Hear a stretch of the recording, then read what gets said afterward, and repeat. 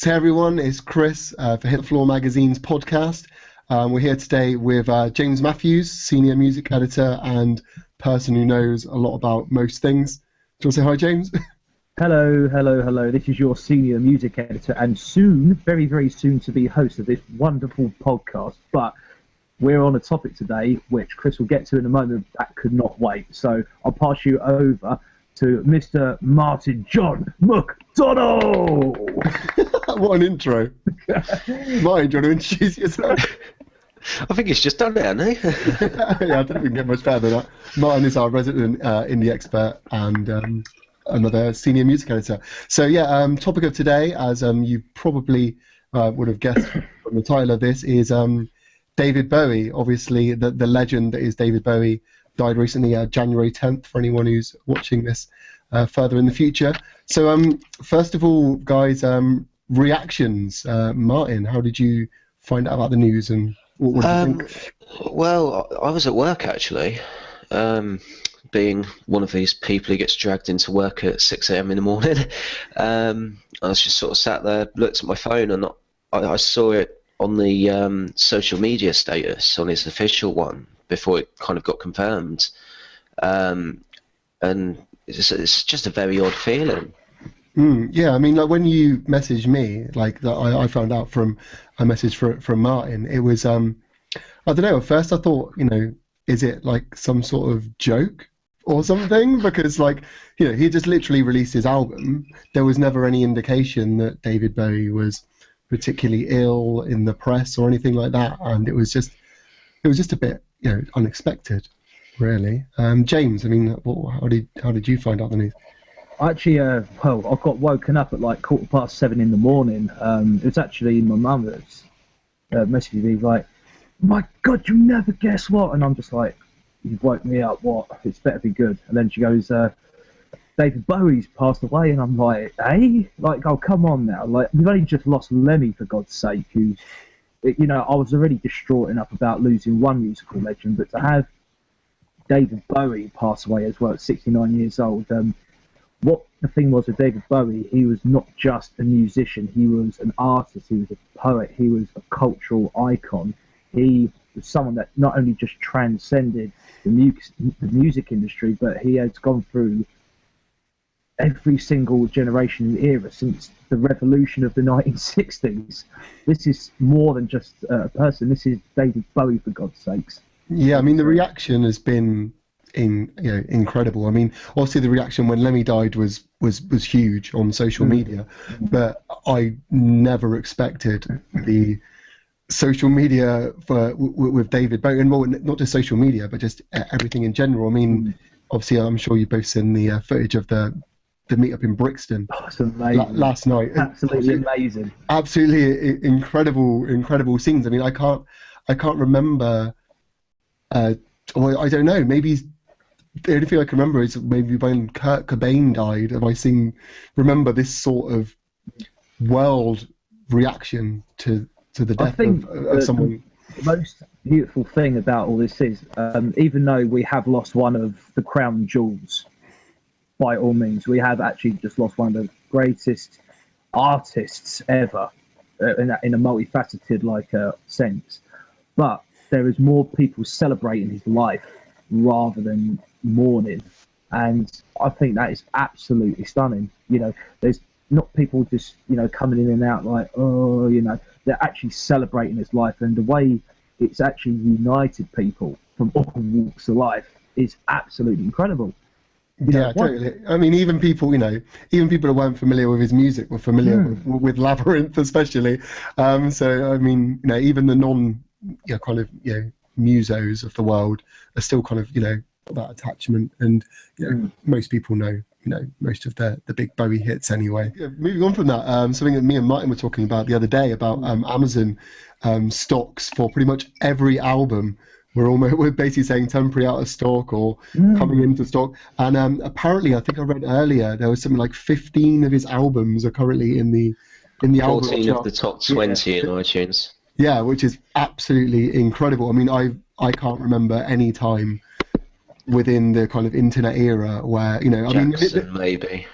Yeah, I mean, maybe Michael Jackson, but I mean, Like, I mean, that I guess that was Michael Jackson within the kind of iTunes era as such? It was On the cusp.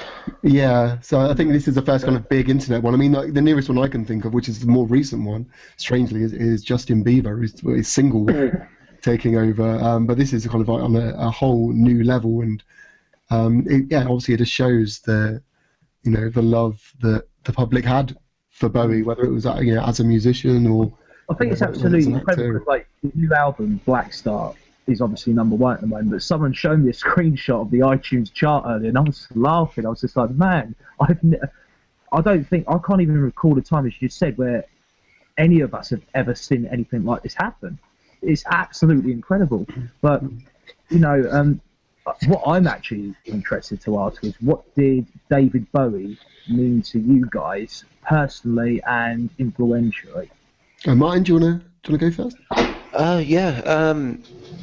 Well, I think Bowie was always one of those ones for me. Beatles, Stones, Zeppelin, Bowie when you're sort of 13, 14, 15, whatever.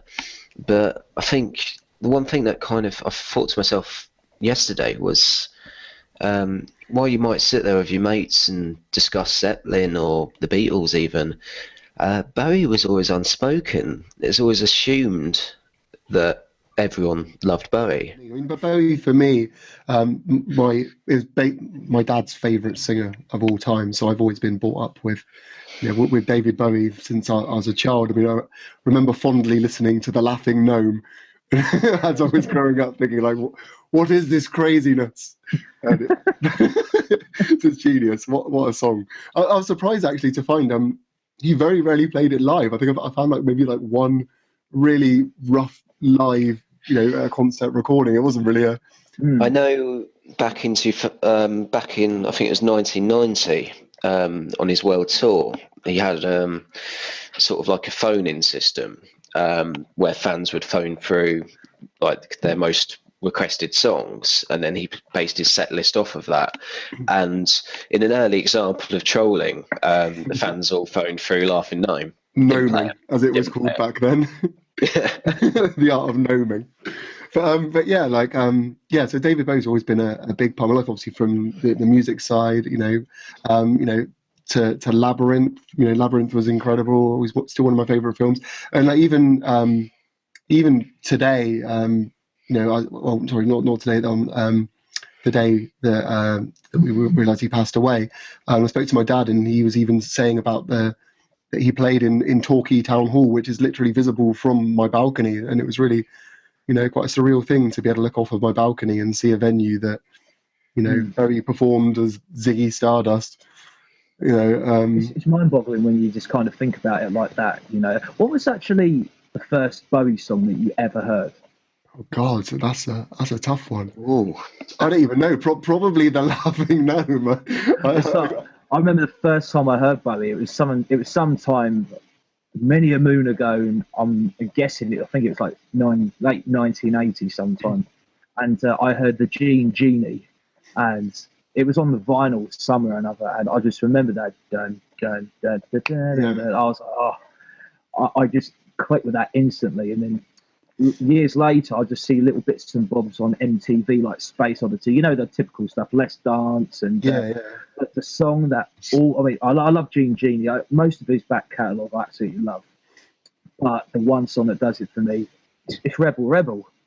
It's Rebel Rebel every time. Play that at any party or any club or whatever. Guarantee you, everyone will know. I'll tell you a song which has got a bit of I don't know. It's just a song that reminds me of school, and it's definitely not one of his more kind of celebrated tracks. It was Little Wonder.